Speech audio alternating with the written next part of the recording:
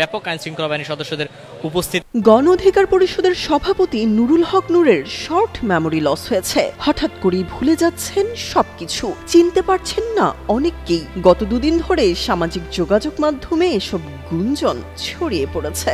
জানি রীতিমতো তোলপাড় শুরু হয়ে গেছে, তবে সত্যি কি নূরের শর্ট মেমোরি লস হয়েছে? এ বিষয়ে স্পষ্ট বার্তা দিলেন ঢামেক পরিচালক। সোমবার ঢামেক প্রশাসনিক কার্যালয়ে এক সংবাদ সম্মেলনে ঢাকা মেডিকেল কলেজ হাসপাতালের পরিচালক ব্রিগেডিয়ার জেনারেল আসাদুজ্জামান জানান, হাসপাতালে ভর্তি হওয়ার পর নূরকে প্রথমেই জরুরি বিভাগ থেকে নিবিড় পরিচর্যা কেন্দ্রে স্থানান্তর করা হয়। সেখানে গঠিত 6 সদস্যের মেডিকেল বোর্ডের তত্ত্বাবধানে তার সব ধরনের পরীক্ষা ও চিকিৎসা চলে। ধীরে ধীরে শারীরিক অবস্থার উন্নতি হওয়ায় তাকে আইসিইউ থেকে কেবিনে পাঠানো হয়েছে। এদিকে গণ অধিকার পরিষদের সভাপতি ও ঢাকা বিশ্ববিদ্যালয় কেন্দ্রীয় ছাত্র সংসদের সাবেক ভিপি নুরুল হক নূরের শর্ট মেমোরি লস হয়নি বলে জানিয়েছেন ঢাকা মেডিকেল কলেজ হাসপাতালের পরিচালক আসাদুজ্জামান। তিনি জানান, এ ধরনের আঘাতে মেমোরি লস হওয়ার কোনো সম্ভাবনা নেই। বর্তমানে নূর স্থিতিশীল আছেন এবং তার অবস্থার ক্রমান্বয়ে উন্নতি হচ্ছে।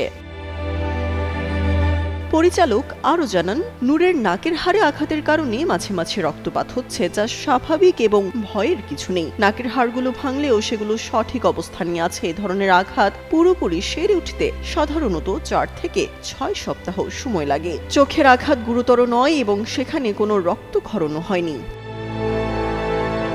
মাথার আঘাত নিয়ে চিকিৎসকদের প্রাথমিক উদ্বেগ থাকলেও আইসিইউতে আরেকটি সিটি স্ক্যান করা হলে দেখা যায় সামান্য রক্তক্ষরণ সেরে উঠেছে, তাই এখন তার অবস্থা স্থিতিশীল। সর্বশেষ গতকাল রাত থেকে নূরের জ্বর, সর্দি ও কাশির লক্ষণ দেখা দেওয়ায় মেডিসিন বিভাগের প্রধান তাকে দেখছেন এবং কিছু পরীক্ষা নিরীক্ষার পরামর্শ দিয়েছেন।